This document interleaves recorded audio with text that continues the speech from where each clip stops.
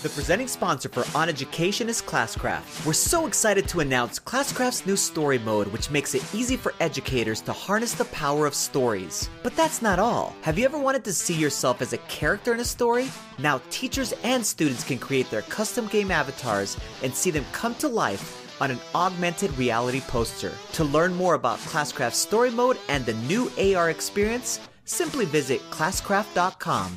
In our lives, teachers, though, are the genies. They see in students the potential and the greatness that they may not even see in themselves.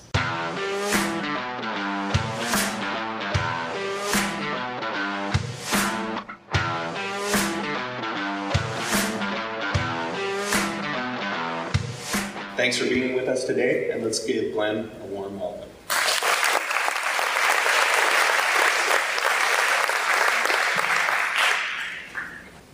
So I brought a relic with me, and if you just will grab me just one couple seconds here. I just wish that this presentation goes very, very well, and you'll see why in just a bit. So good morning, everyone, and thank you so much for having me at this year's Lake Ecmec Conference. Super excited to be here. Maddie was, my goodness, what an amazing musician there.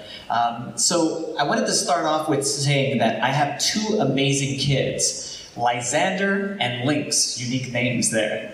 And we decided to take them to the movies this summer to watch the new version of Aladdin. I don't know if you went out and watched that. But as we're driving home, after the movie, we get into the typical after Aladdin discussion. What would you wish for? So my youngest son, Lynx, who is 7, he said, I would wish for all of the Nintendo systems in the whole world. And I was like, oh yeah, I could see that, yeah, okay. And my oldest son, who is 12, Lysander, a little bit more introspective, he said, I would wish for an end to global warming and also poaching. And I said, I looked at him and I said, for real?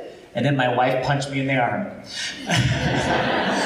This got me thinking, though, and I couldn't help but reflect on the concept of wishes and how it's so embedded into our culture. Don't believe me? How about this? Go ahead and blow out the candles and then make a wish. Raise your hand if you've ever done this before. We have rub your eye a little and hopefully you get an eyelash to make a wish. The really strange one is this one. We hate this weed, usually. But when it looks like this, you can't help but pick one up and then blow at it and then make a wish. How about during Thanksgiving? This one's a hard one to explain to my Mexican relatives. Turkey bone. Whoever gets the biggest piece gets the wish that comes true.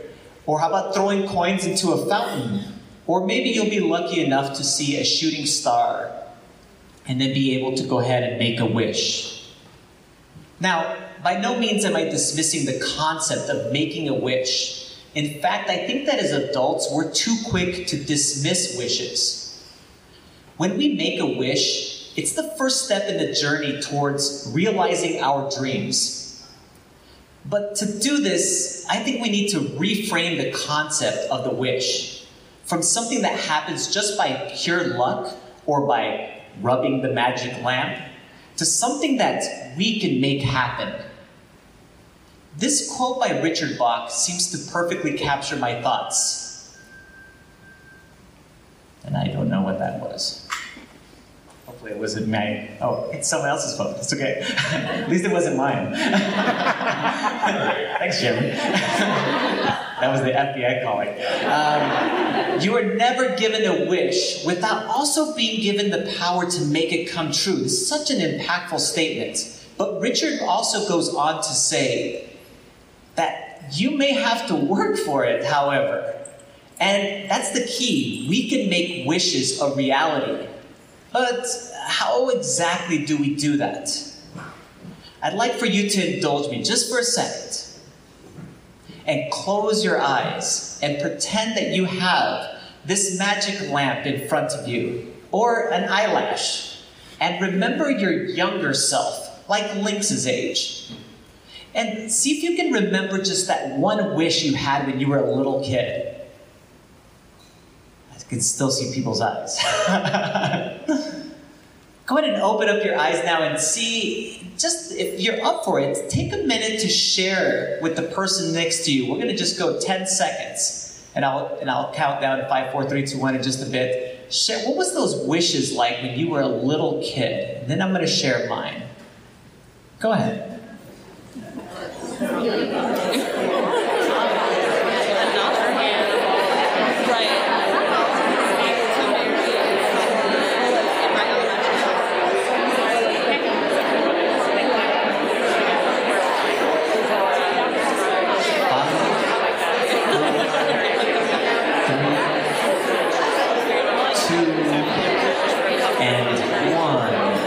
Thank you guys so much. Really appreciate that. I'd really actually be interested in hearing some of those wishes. But right now I'm going to tell you about my wish at a young age. Yes, this is me, 1977. And I can almost guarantee that it's not like any of yours. We used to visit my grandparents' house in Mexico every summer. They lived in a beautiful town called Nuevo Casas Grandes, which translates roughly to new big houses. And my grandfather there, Modesto, who I called Papa, used to take me to the plaza every afternoon. There were people everywhere, paleteros selling ice cream, other vendors selling corn, souvenirs, and so much more. I remember when I was probably about 5 years old, there was a group of musicians, and these weren't your typical musicians. They had shiny sequined costumes, huge sombreros. Some played guitars while others were playing violin and playing trumpets. And their powerful voices, they hypnotized the smiling crowd that surrounded them. I'd never seen anything like that in my life, and I was completely fascinated. I asked my grandfather, Papa, ¿quiénes son? Who are they? He responded, Son mariachis, hijo. They are mariachis. Yo deseo ser un mariachi. I told him, I wish I was a mariachi. I know it's hard to believe that this guy standing in front of you wanted to be a mariachi, but I have proof. Let me zoom in a little further. Yes.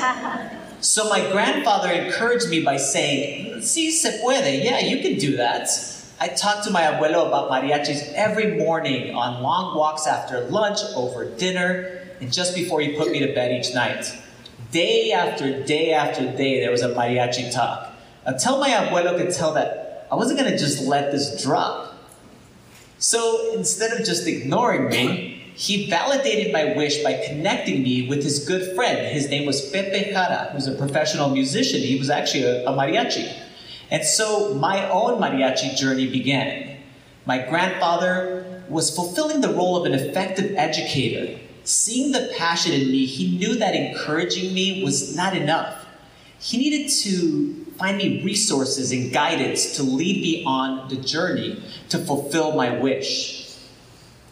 So I practiced the guitar and sang all the time for many years. And though I never became a professional mariachi, I have been known to play the guitar and sing.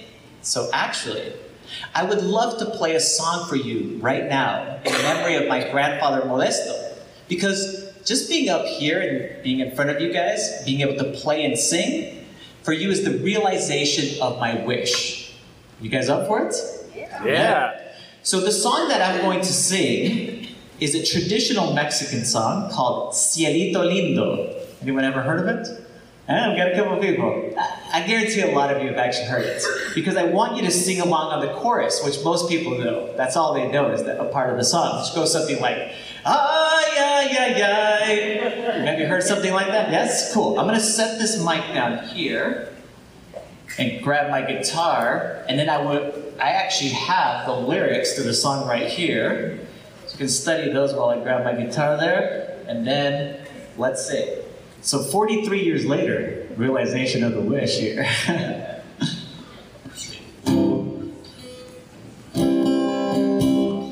For sure, what I would love to hear you sing along on is the chorus, okay? Which is, ay, ay, ay, ay, canta y no llores. Sing but don't cry. That's what he's telling the girl here.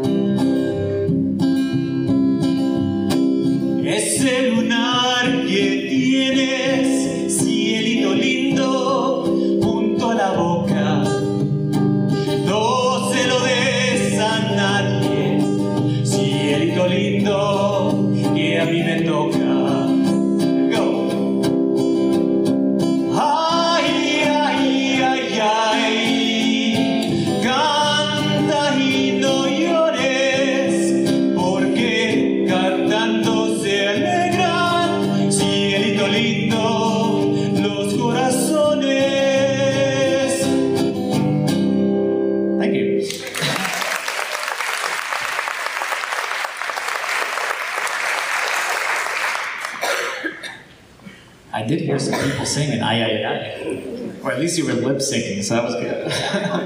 That's always a good skill. So, there's a great picture of me. As I got older, though, I stopped wishing for things because I thought that that was something that the little kids did. And not unlike the character of Aladdin, who was known as a street rat, I was an absolute terror as a student. And I got into lots of trouble and hated school and made sure my teachers were aware of that.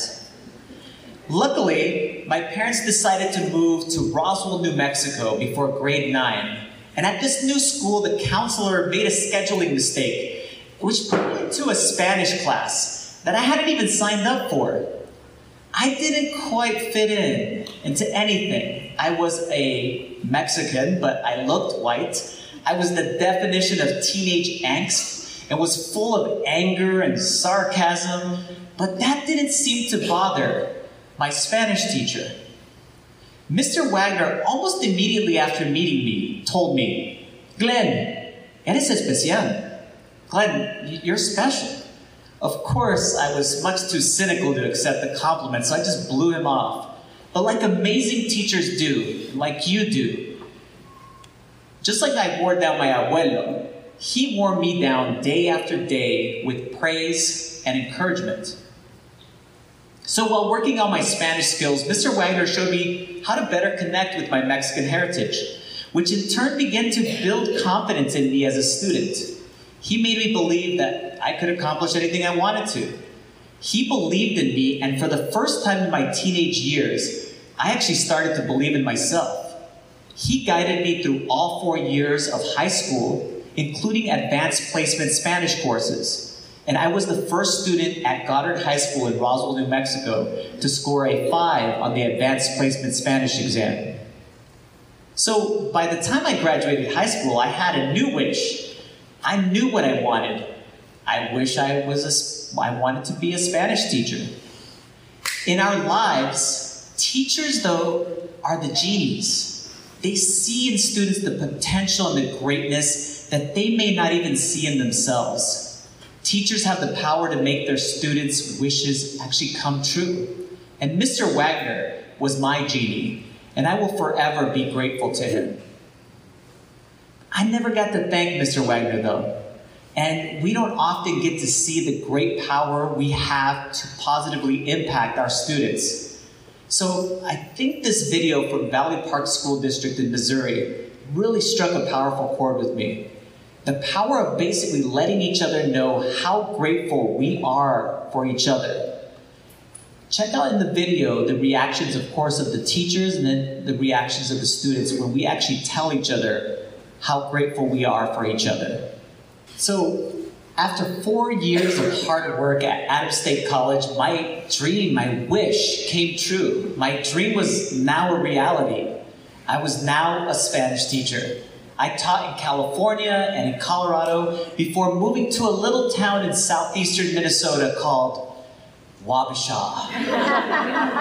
Now, Wabasha is small enough where you get to know every student in pre-K through 12th grade. I was the only world language teacher in the district, but like many other school districts, Wabasha had a culture of teacher silos. Being in a silo is the feeling of being completely on your own. I felt isolated as a professional. Risa Fandrick has this fantastic analogy for educators. In agriculture, the purpose of a silo is to store grain temporarily. It's not the final resting place for its contents.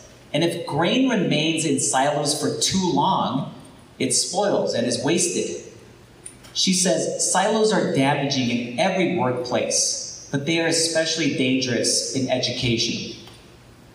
So with isolation came frustration, anger, and even a desire to quit the profession I really loved. I wasn't sure what to wish for anymore. I needed a mentor, colleagues to collaborate with, an administrator who didn't just tell me good job after each evaluation, but actually gave me honest feedback to help me grow as a teacher, to make my wishes really come true. I needed that turkey bone from earlier or that shooting star. I needed a genie. But, alas, there was no genie, but there ended up being something better. Twitter was the answer to the isolation I was experiencing. When I created my Twitter account in 2012, there was already a strong community of educators out there using social media to connect with each other, to collaborate, to grow as professionals. They were calling themselves a PLN, a professional learning network. I was very interested at this time in using gamification, and so I did a search on Twitter and I found a guy. His name was Chris Aviles, and he was a teacher in New Jersey who goes by the name Teched Up Teacher. So I started reading his blog, watching his videos. I read every one of his tweets. Basically, I was stalking him. I loved how Chris was willing to not only share his ideas and materials, but was willing to jump onto a Skype call or a Hangout just to collaborate. But it wasn't just Chris Aviles. There was so many amazing collaborators, or educators, out there sharing. Yet, at the same time, there was a different story being told in the media about teachers, teaching, and schools.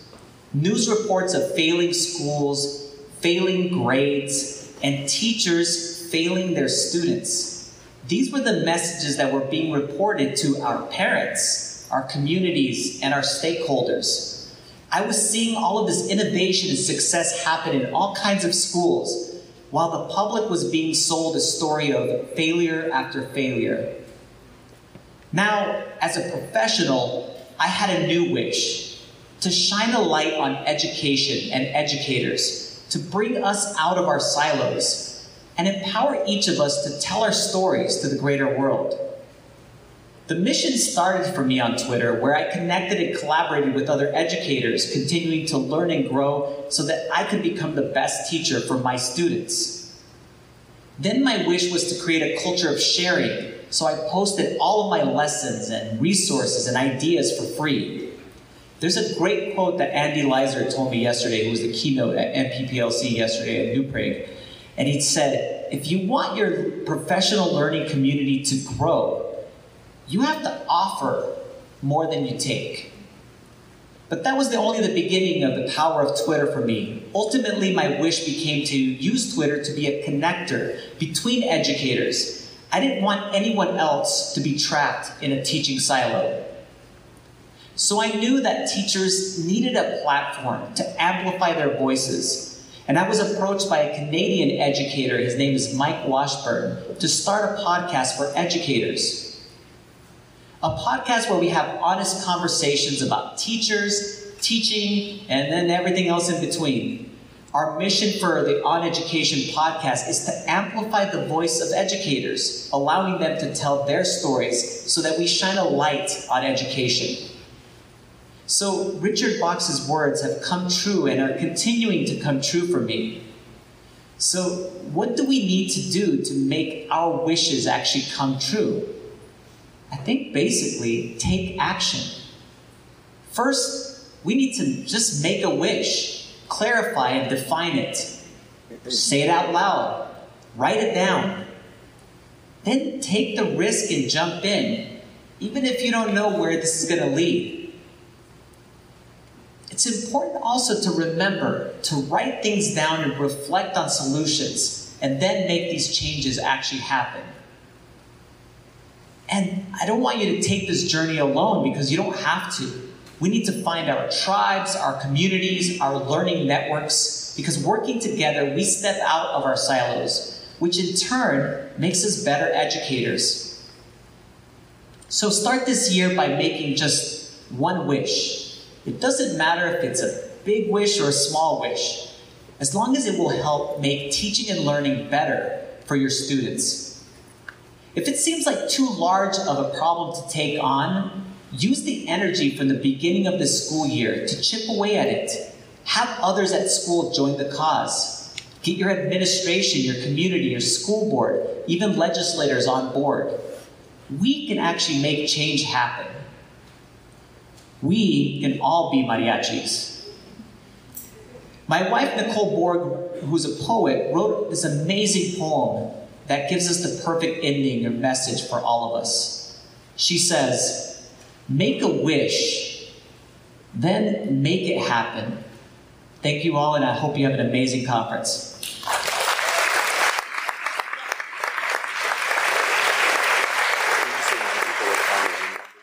Thanks for listening to OnEducation.